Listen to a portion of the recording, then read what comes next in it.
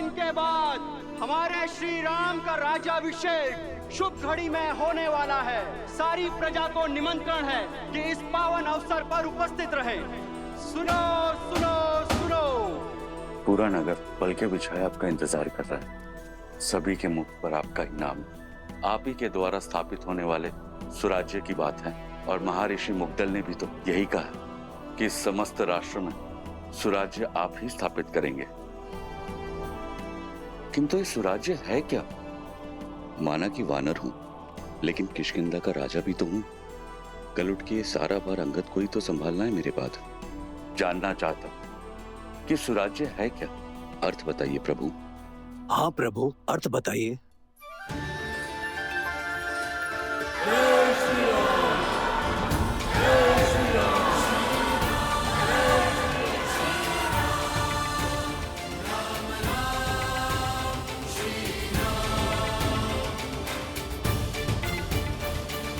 सुराज्य का अर्थ जानना था ना मित्र।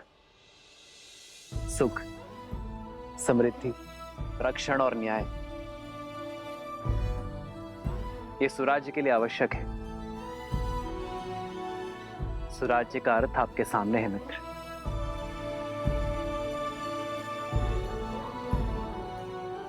प्रजा के मुख पर जब खुशी हो, क्या वही स्वराज्य कहलाता है? जब राजा को देख प्रजा के मुख पर प्रसन्नता हो, वो सामान्य राज्य है। प्रजा के चेहरे पर जो स्मित है,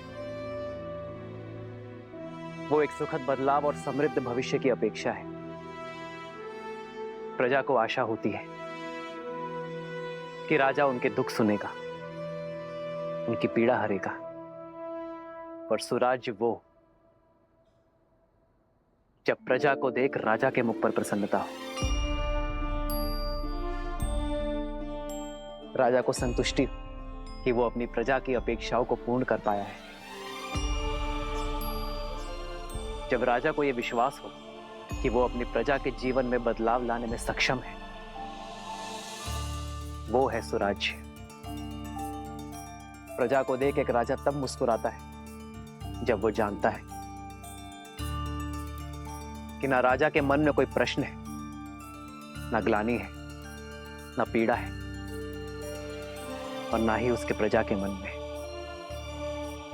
आज मेरी प्रजा के मुख पर स्मित है। मैं अपनी प्रजा की अपेक्षाओं को पूर्ण कर सुराज्य को अवध में लाना चाहता हूं मित्र। और जब यह क्षण आएगा, तब मेरे मुख पर स्मित होगा। आओ मित्र।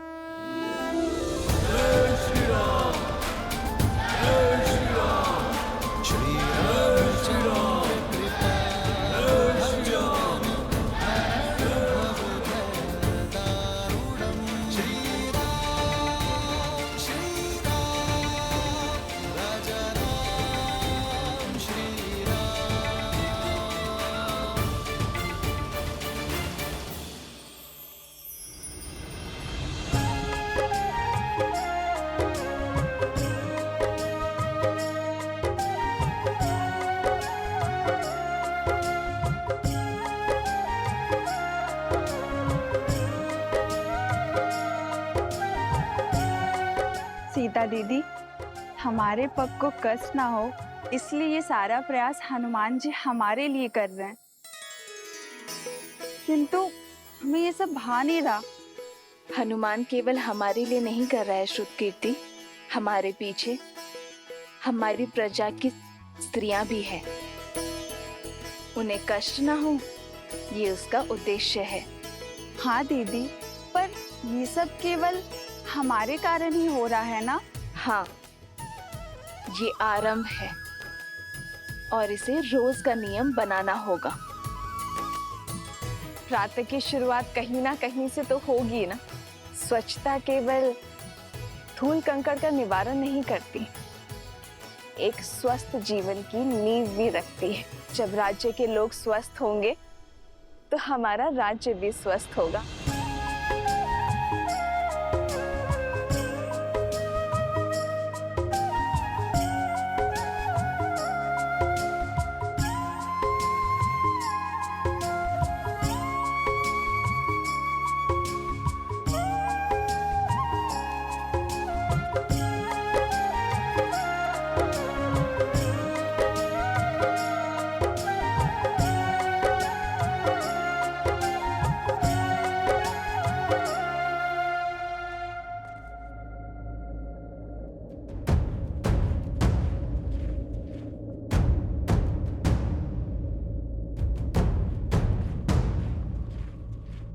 जिस दिन का स्वप्न मैं वर्षों से देख रहा था, वो दिन भव्य और गरिमापूर्ण होगा। इसमें कोई बाधा नहीं आएगी। मित्र, आपके राज्य अभिषेक की पावन घड़ी, उसमें ये सेना का नियोजन, क्या आपकी प्रजा के मन में भय का निर्माण नहीं होगा कि होने वाले राजा अपने राज्य अभिषेक से पहले सुरक्षा का प्रबंध कर रहे हैं कि कुछ अघटित ना हो? प्रजा और राज्य का रक्षण एक राजा का प्रथम कर्तव्य होता है मित्र। राज्य की सुरक्षा केवल आक्रमण के बाद ही नहीं, उसके पूर्व से करनी होती है। राज्य की सेना एक अन्यायी शासक के राज्य में प्रजा के मन में भय उत्पन्न करती है, तो वही राज्य की सेना एक न्यायपूर्वक शासक के राज्य में प्रजा को धैर्य, आत्मविश्वास और सुख की निद्रा देती है। सुराज्य के लिए राज्य और प्रजा की रक्षा हेतु सतर्क रहना अति आवश्यक है मित्र। जब प्रजा के मन में रक्षण का भय ना हो, तो प्रत्येक व्यक्ति अपने कार्य का निर्वहन अधिक कार्यक्षमता के साथ करेगा। इससे राज्य सुख और समृद्धि के मार्ग पर चलेगा मित्र।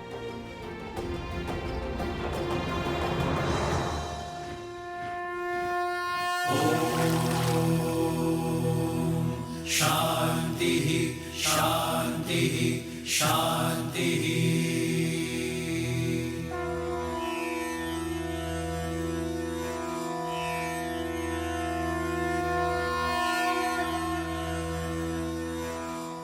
हे सूर्यदेव, रघुवंश की कुल वधु की आराधना और आभार स्वीकार करें। हे छठी मैया, ये समस्त राज्य हमारी संतान है, इनका भविष्य सुखमय और समृद्ध बनाइए। अपने तेज से हम सबके जीवन में सुख और समृद्धि का प्रकाश फैलाइए।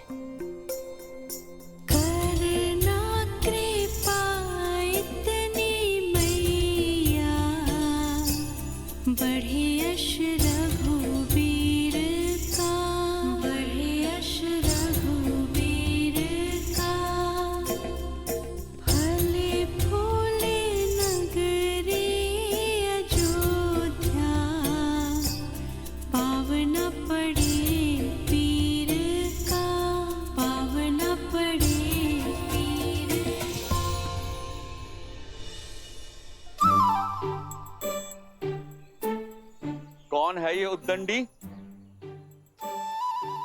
कहां छुपे हो?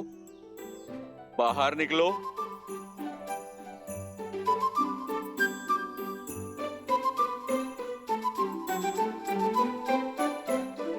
क्षमा कीजिए प्रभु। किस बात की क्षमा? वो हमारी गेंद आपको क्षति पहुंचाई। इसका दंड तो अवश्य मिलेगा, किंतु दंड से पहले एक बात जानना आवश्यक है कि किसी भी क्रीड़ा में ये विशेष ध्यान रखा जाए कि किसी को हानि ना हो, किसी को क्षति ना पहुंचे। जी प्रभु, हम दंड के लिए तैयार हैं। पहले वचन दो कि इस बात का ध्यान रखोगे। हम वचन देते हैं, अवश्य ध्यान रखेंगे। तो अब दंड के लिए सज्ज हो जाओ। अपना हाथ आगे करो।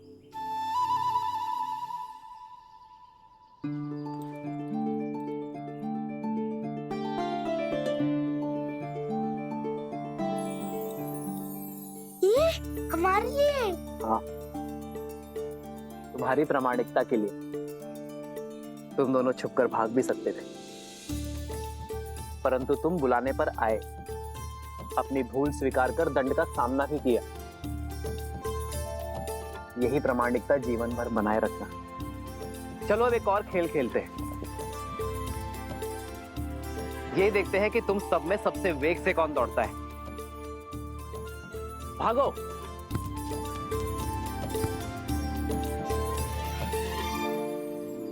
मित्र, राजा का धर्म तो सेवा है। आपने जो इनको ये धन दिया, ये ना लगे कि आप अपने धन का प्रदर्शन कर रहे हैं। जब राजा अपने स्वर्ण और रत्न का प्रदर्शन करता है, तब प्रजा का राज्य के प्रति शक्ति और सामर्थ्य बढ़ता है मित्र।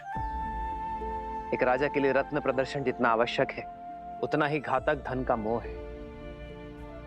जब राजा अपनी संपत्ति को लेकर निर्मोही होगा, तभी वो राज्य को स्वराज्य की ओर ले जा पाएगा।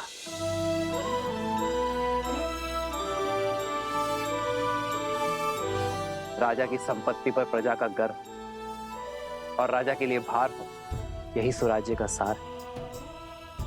जब राजा अपनी संपत्ति पर गर्व ना करे और उसे अपने कार्यों में प्रयोग करे, तभी राज्य सही अर्थ में स्वराज्य होता है। अति सुंदर। आपके विचारों ने हमारे विवेक को झंझोड़ दिया है। आपके ही मार्गदर्शन से अब से किष्किंधा में भी सुराज्य होगा, राम राज्य का परचम लहराएगा। जय श्री राम।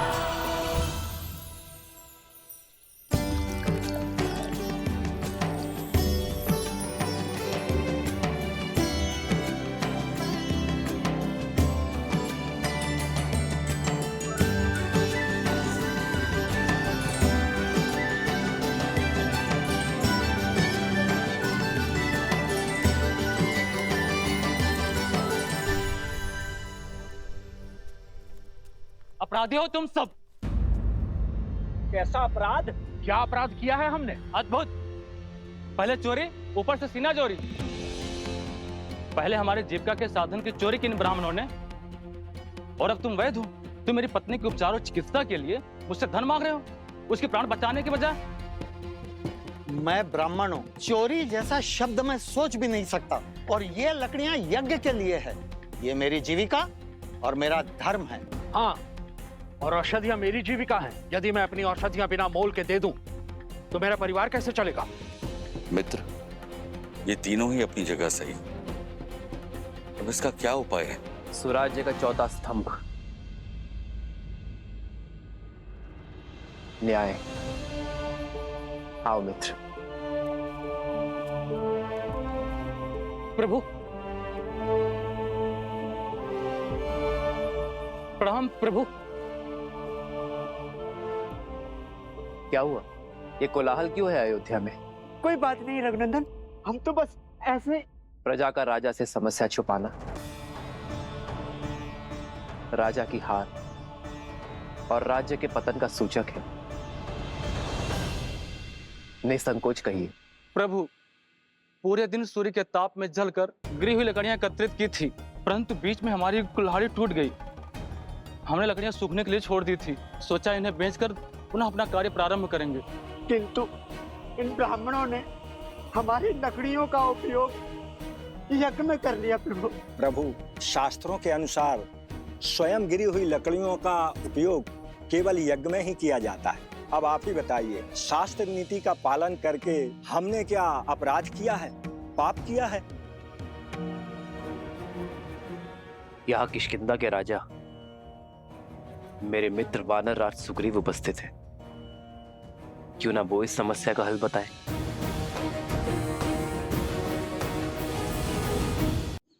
वही सत्य। इन ब्राह्मणों का कोई दोष नहीं।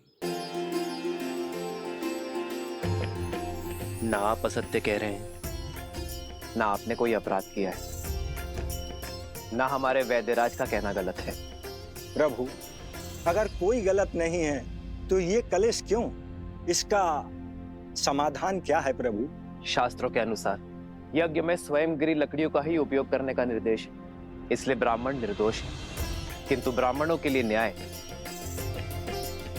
वनवासियों के अन्याय का कारण बना, और वनवासियों का अन्याय वैद्यराज के अन्याय का कारण। वनवासियों की आजीविका का साधन उनसे छिन गया, उनका जीवन चक्र हिल गया। ऐसे में उन्हें पुनः सशक्त करने का दायित्व किसका है? भूल समझ में आ गई प्रभु, यह समाज का कार्य है। यज्ञ के उपयोग में मिलने वाली सुविधा का मूल्य देना हमारा धर्म है, और इसीलिए वनवासियों को नई कुल्हाड़ियां हम देंगे। अपना कर्तव्य हम निभाएंगे। प्रभु, हमारे न्याय का आधार धर्म हो चला था, इसीलिए हम भटक गए थे, जबकि हमारे धर्म का आधार न्याय होना चाहिए। मित्र, आज ये घटना आपके समक्ष हुई, इसीलिए ये न्याय हुआ। परंतु तुम्हारी अनुपस्थिति में ये हुआ तो क्या करोगे? जिन्हें आवश्यकता है पहले उनकी सहायता करेंगे मित्र। आओ।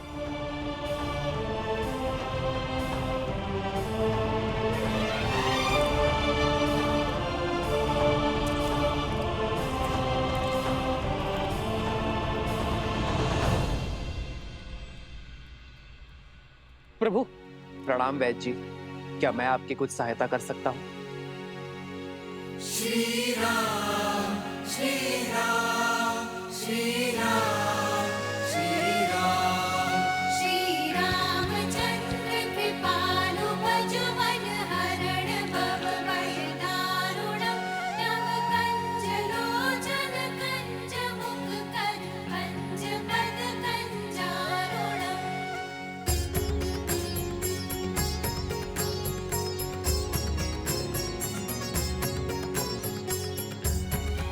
मृत्यु अवश्य ही परमात्मा के हाथ में है, किंतु जब किसी की मृत्यु को अंतिम क्षण तक टालने के लिए पूरा परिवार अपितु पूरा समाज जुट जाए, तब बनता है सच्चा और आदर्श राज्य। जब किसी के दुख के क्षण में ना कोई ऊंच नीच, ना कोई जात पात का विचार आए, वो कहलाता है स्वराज्य। जब राजा अपनी प्रजा के लिए उससे अधिक कर जाए, जिसमें वो सक्षम है,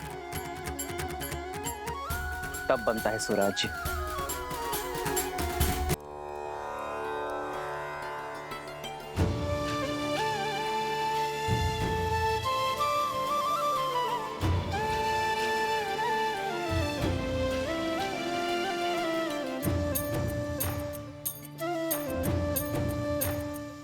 नहाए खाए के अर्थात स्नान और भोग के साथ छठ पर्व का पहला दिन प्रारंभ होता है। इस भोग को खाने के बाद हमें 36 घंटों का व्रत रखना होगा, अर्थात परसों भोर। ये व्रत शांति के लिए है। जहाँ शांति हो वहाँ सुख और समृद्धि अपने आप आ जाती है। ये राज्य मेरा परिवार है और इसकी शांति की कामना करती हूँ मैं छठी माँ।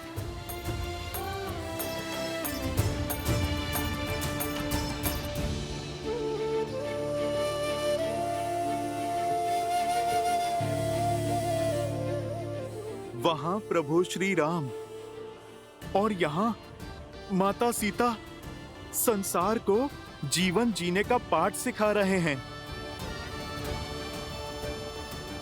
इतने से समय में इतना कुछ सीखकर मैं तो धन्य हो गया।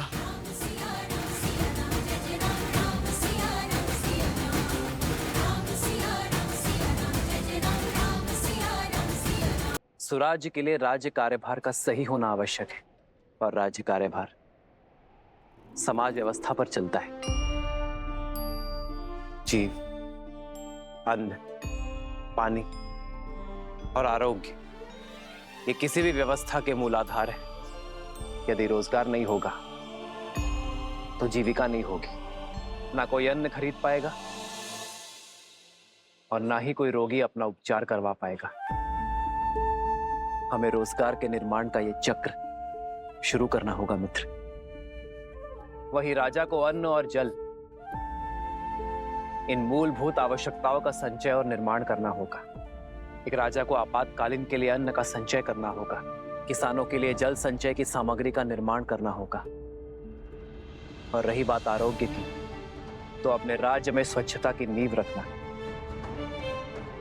अपनी प्रजा को निरोगी बनाना और आरोग्य केंद्र का निर्माण करना हमारा धर्म यही कर्म करने की बात करता है मित्र। जहां न्याय धर्म का आधार हो वो सामान्य राज्य है, किंतु जहां धर्म का आधार न्याय हो वो सुराज्य है। मित्र, आप धन्य हैं। अब चले मित्र, छठ पर्व में सूर्य को अर्घ देने का समय हो गया है। जैसी आपकी आज्ञा।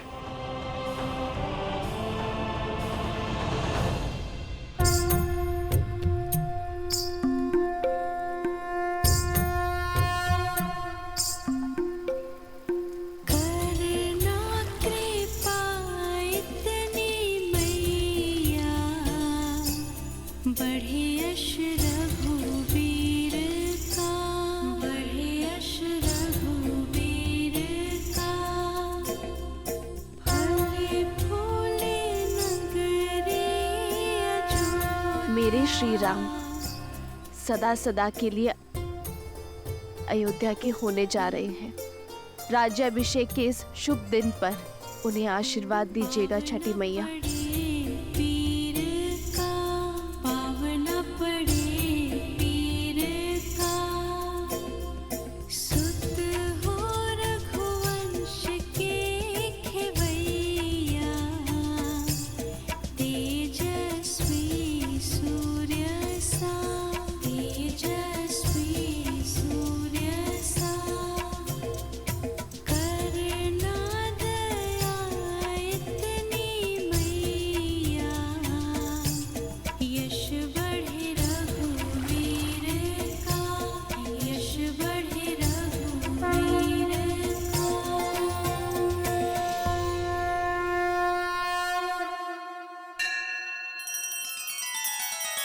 श्री रामचंद्र कृपालु भजु मन हरण भव भय दारुणम नव कंज लोचन कंज मुख कर कंज पद कंजारुणम।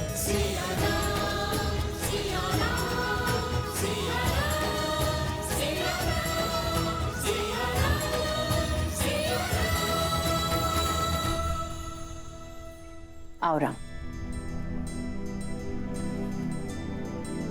तुम्हारे लिए कलेवा परोस दिया है, तुम्हारा प्रिय दही भात और राजभोग सब है, ग्रहण करो।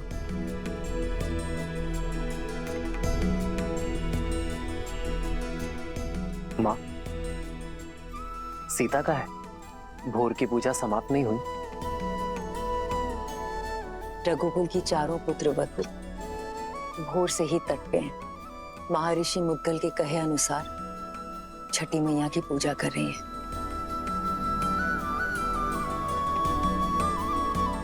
कल तुम्हारा राज्याभिषेक है राम। कल के पश्चात बहुत से कर्तव्य, बहुत से दायित्व निभाने हैं तुम्हें। ऐसे में तुम्हारी अर्धांगिनी, तुम्हारी सीता, तुम्हारी शक्ति में भक्ति का बल डालने का प्रयास कर रही है। तुम्हारी लंबी आयु और अयोध्या के सम्मान के लिए प्रार्थना कर रही है। रघुकुल के दीप की सुरक्षा की प्रार्थना कर रही है। तब तो समय लगेगा माँ। कुछ खाया उन चारों ने? कहाँ? 12 प्रहर का उपवास है उनका, जो तुम्हारे राज्याभिषेक से पहले ही समाप्त होगा।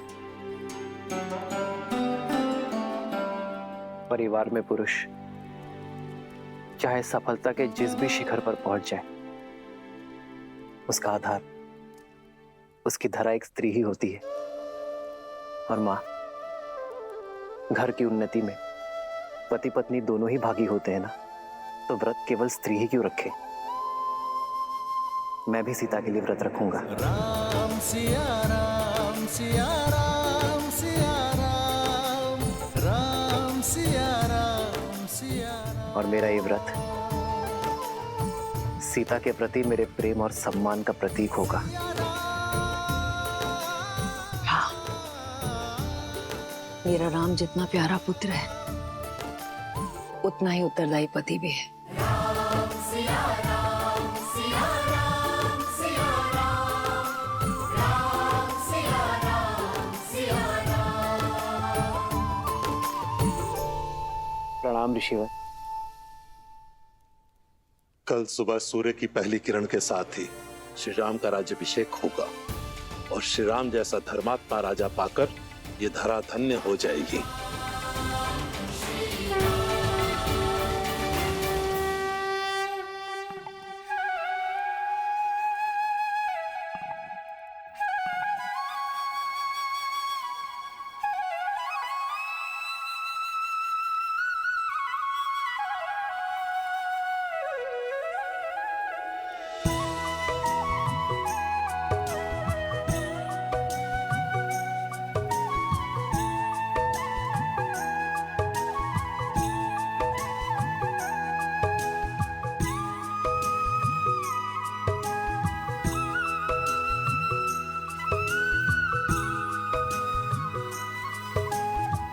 हमारे कारण इन्हें भी प्रातः उठकर आना पड़ा। बेचारे, लगता है अभी भी मीठी निद्रा के स्वप्न देख रहे हैं।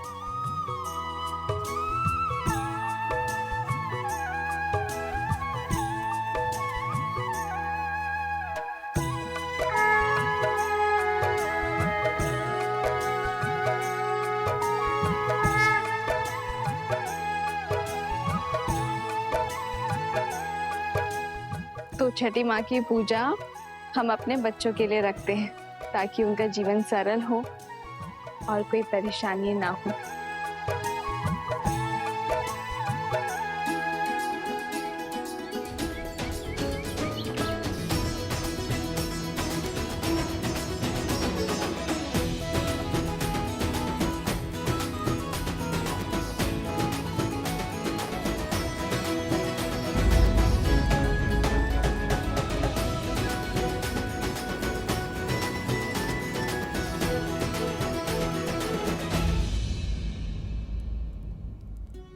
पिछले 14 वर्ष से हमें जिस दिन का इंतजार था, तुम उसका भाग नहीं बनना चाहती हो। हमारा राम राजा बनने वाला है। चलो कैकेयी, ये समय बीती बातों का शोक मनाने का नहीं, आने वाली घड़ी के सुख में रंगने का है। आपको मुझ पर क्रोध नहीं आता? इस समय भी आप मुझे अपना दोषी नहीं मानती? कैकेयी दीदी, वनवास में जाने से पूर्व स्वयं राम ने तुम्हें क्षमा कर दिया था और हमने भी आपको क्षमा कर दिया था। मुझे राम के प्रति तुम्हारे प्रेम में ना पहले कोई संदेह था ना है। मुझे ज्ञात होता कि समस्त भूमि के राजाओं से मेरा राम राजधर्म सीखेगा, ज्ञान प्राप्त करेगा, तो वनवास का ये वचन पहले मैं मांग लेती। दीदी, आपके भीतर ममता ही नहीं, बुद्धि माता का सागर बहता है। धन्यवाद दीदी। तो दीदी, तनिक आप भी इस ज्ञान की गंगा में गोता लगा लीजिए। भूल का भार छोड़िए और पुत्र के राज अभिषेक में चलिए। सियावर रामचंद्र की, सियावर रामचंद्र की, सियावर रामचंद्र की, सियावर रामचंद्र की।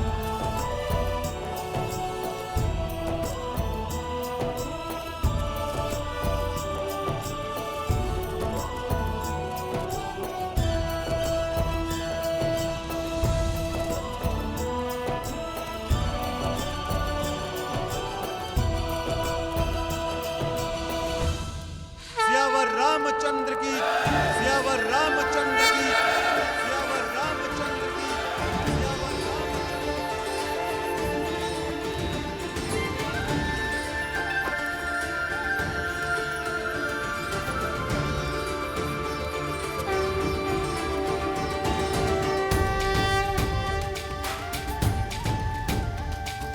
श्री रामचंद्र कृपालु भजु मन हरण भव भय दारुणम्।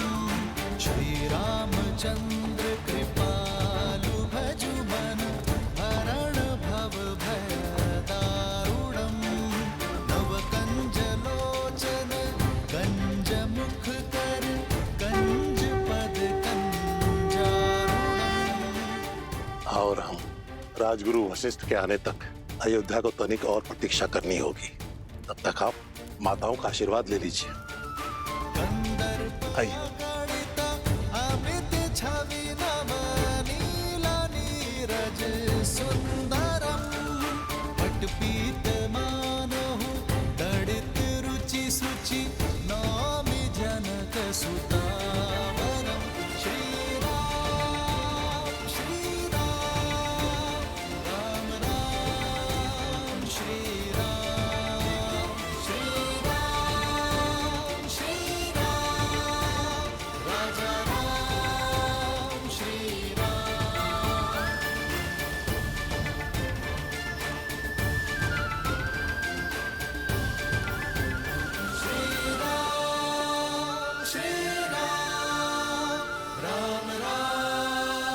श्री राम।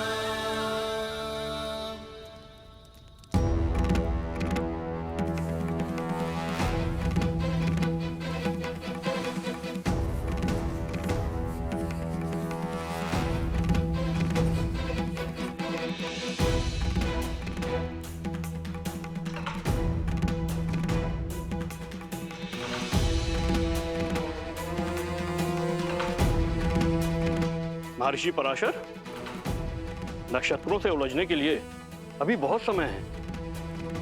राज्याभिषेक में आपकी प्रतीक्षा हो रही है ऋषिवर।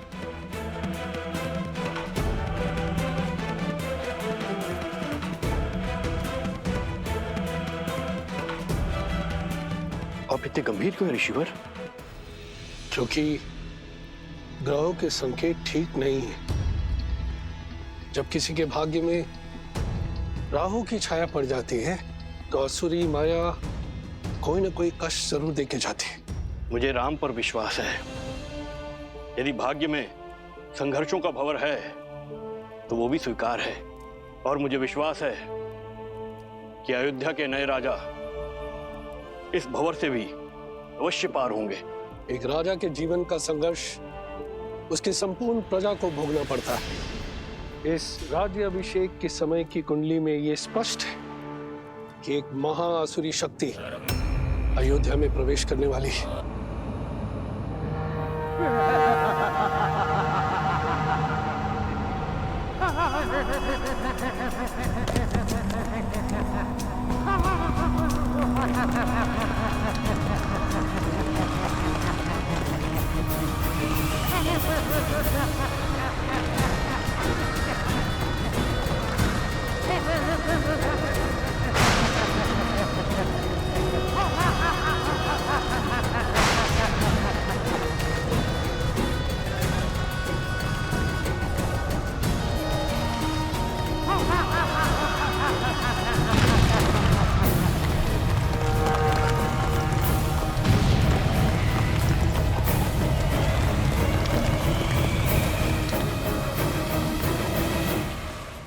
देवता सदा अयोध्या के आगे ढाल बनकर खड़े होते आए हैं ऋषिवर। यदि कोई आसुरी शक्ति राम राज में प्रवेश करने की चेष्टा भी करेगी तो उसका सामना धर्म की शक्ति से होगा। आप आइए और राम को आशीर्वाद दीजिए। शुभ घड़ी में कुछ ही समय शेष है। आशा करता हूं कि इस बार भी आपके विश्वास की जय हो।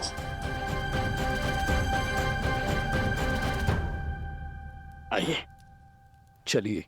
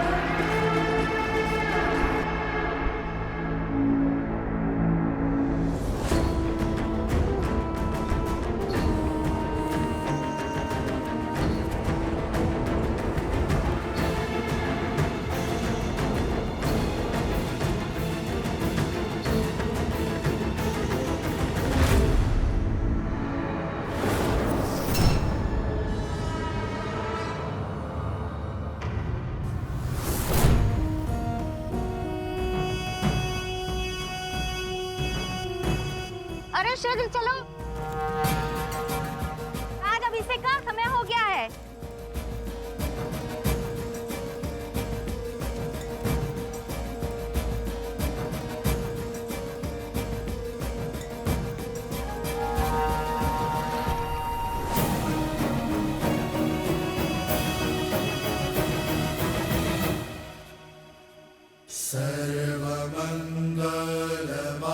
सर्वमंगलमांगल्ये शिवे सर्वार्थसाधिके शरण्ये त्र्यंबके गौरी नारायणे नमोस्तुते। माता, जीवन के पग पग पर आपने महादेव का साथ दिया है। आशीर्वाद दे कि वैसे ही मैं भी सदा अपने श्री राम का साथ दे सकूं। सुख दुख की हर घड़ी में मैं राजा राम की पत्नी के रूप में सभी दायित्व निभा सकूं।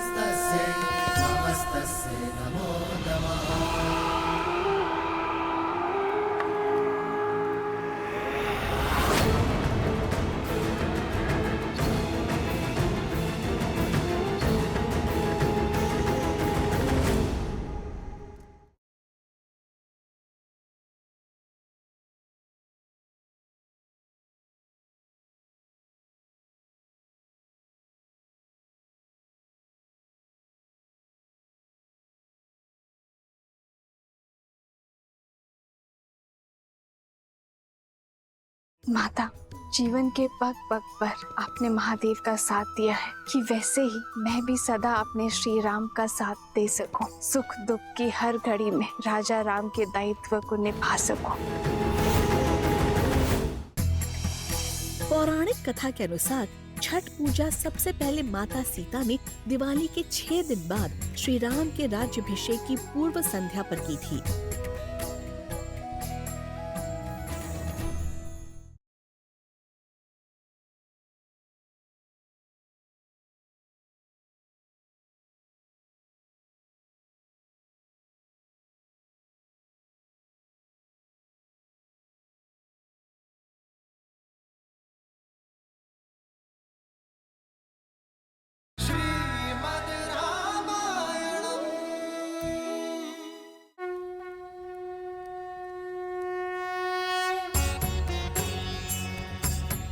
राज्याभिषेक न केवल एक रीति है, बल्कि होने वाले राजा के पवित्र उत्तरदायित्वों के लिए पवित्र प्रारंभ है। रीति अनुसार मंगल बेला में सर्वप्रथम श्री रामचंद्र जी की देह को तेल, विविध औषधियों के मर्दन से शुद्ध किया जाएगा। पृथ्वी, जल, अग्नि, वायु, इन 4 तत्वों के साथ आकाश तत्व के जुड़ने से इस तन का निर्माण होता है और इसमें सबसे अधिक रोग उत्पन्न होते हैं वायु तत्व के कारण।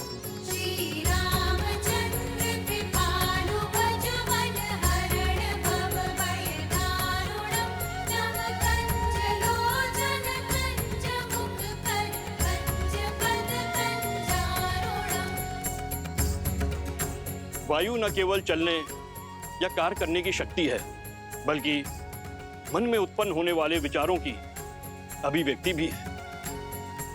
मन के मैल के कारण ही समस्त संसार में पाप, अपराध और दुराचार होते हैं। अतः मंत्रों से मन को बांधकर एवं तेल के मर्दन से वायु तत्व को शांत किया जाता है। पश्चात यह मन स्वच्छ हो जाता है और जिस राजा का मन स्वच्छ हो वह धैर्य और सहनशीलता का पर्याय होता है।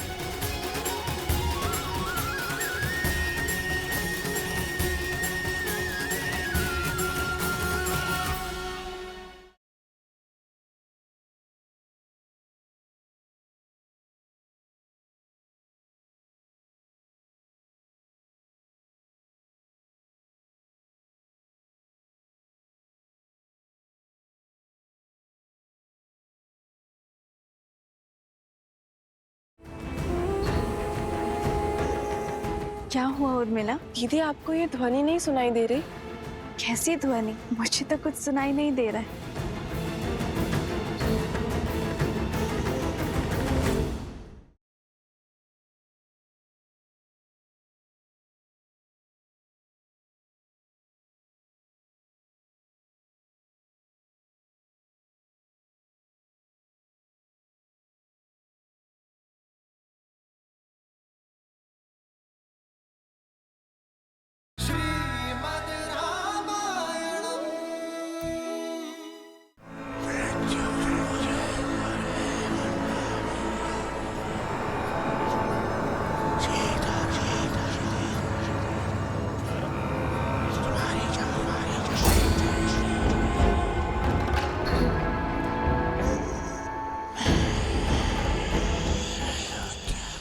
ना जाने कौन बड़बड़ाया जा रहा है। कानों में विचित्र स्वर आ रहा है, ना ही कुछ समझ में आ रहा है और ना ही कोई दिखाई दे रहा है। जाने कौन है जो पूजा भी नहीं करने दे रहा है।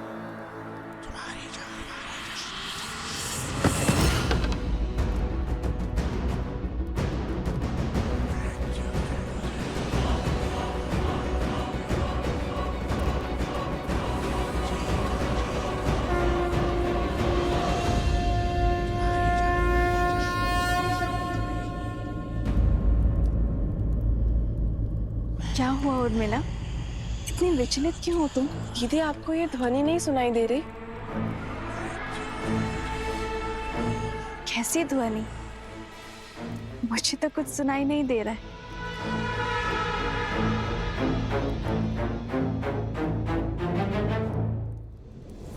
क्या ऐसे मेरी शक्ति, मेरी उपस्थिति का आभास तक नहीं है? क्या कोई हो सकता है इस संसार में जो सहस्त्रमुख रावण की शक्तियों से प्रभावित ही न हो?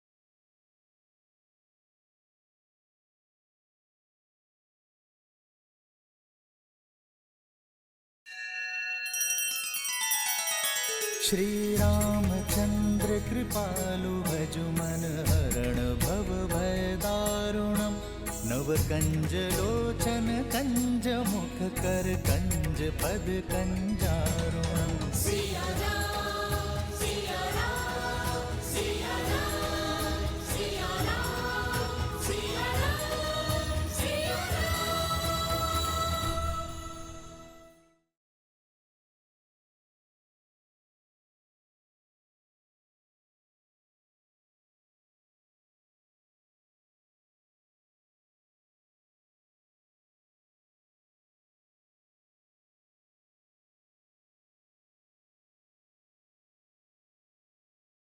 अयोध्या नरेश बने प्रभु राम, पूर्ण हुई वर्षों की प्रतीक्षा। आज हमें अपना राम और अयोध्या को राजा राम मिला है। आरंभ हुआ राम राज्य का अध्याय, परंतु शेष है अभी राजा राम की परीक्षाएं।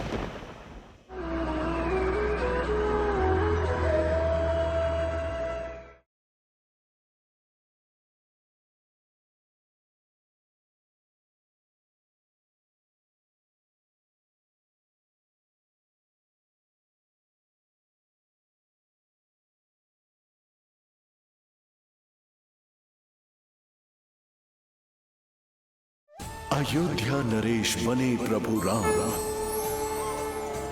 पूर्ण हुई वर्षों की प्रतीक्षा।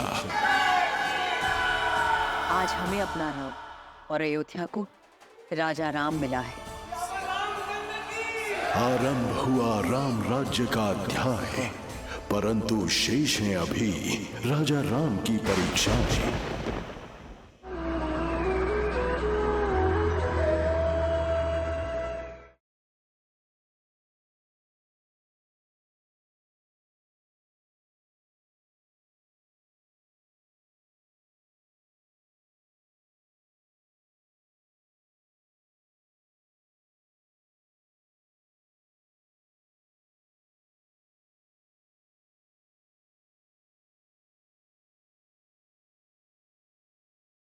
स्वराज्य के लिए राज्य कार्यभार का सही होना आवश्यक है, और राज्य कार्यभार समाज व्यवस्था पर चलता है। जीव, अन्न, पानी और आरोग्य ये किसी भी व्यवस्था के मूल आधार है। यदि रोजगार नहीं होगा तो जीविका नहीं होगी, ना कोई अन्न खरीद पाएगा और ना ही कोई रोगी अपना उपचार करवा पाएगा। हमें रोजगार के निर्माण का ये चक्र शुरू करना होगा मित्र। वही राजा को अन्न और जल इन मूलभूत आवश्यकताओं का संचय और निर्माण करना होगा। एक राजा को आपातकालीन के लिए अन्न का संचय करना होगा, किसानों के लिए जल संचय की सामग्री का निर्माण करना होगा। और रही बात आरोग्य की, तो अपने राज्य में स्वच्छता की नींव रखना, अपनी प्रजा को निरोगी बनाना और आरोग्य केंद्र का निर्माण करना हमारा धर्म यही कर्म करने की बात करता है मित्र। जहां न्याय धर्म का आधार हो वो सामान्य राज्य है, किंतु जहां धर्म का आधार न्याय हो वो सुराज्य है। मित्र, आप धन्य हैं। अब चले मित्र, छठ पर्व में सूर्य को अर्घ देने का समय हो गया है। जैसी आपकी आज्ञा।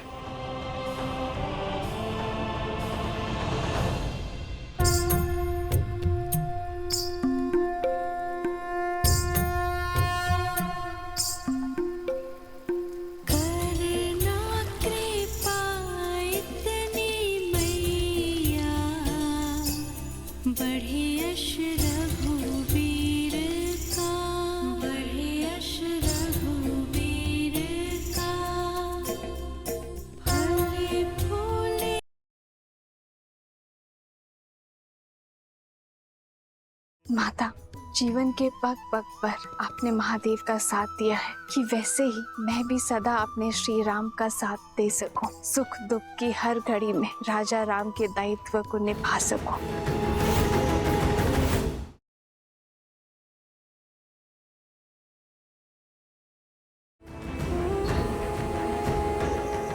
क्या हुआ उर्मिला? दीदी, आपको ये ध्वनि नहीं सुनाई दे रही?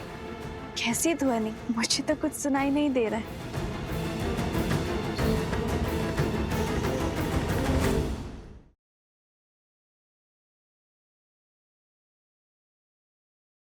अयोध्या नरेश बने प्रभु राम, पूर्ण हुई वर्षों की प्रतीक्षा। आज हमें अपना राम और अयोध्या को राजा राम मिला है। आरंभ हुआ राम राज्य का अध्याय, परंतु शेष है अभी राजा राम की परीक्षाएं।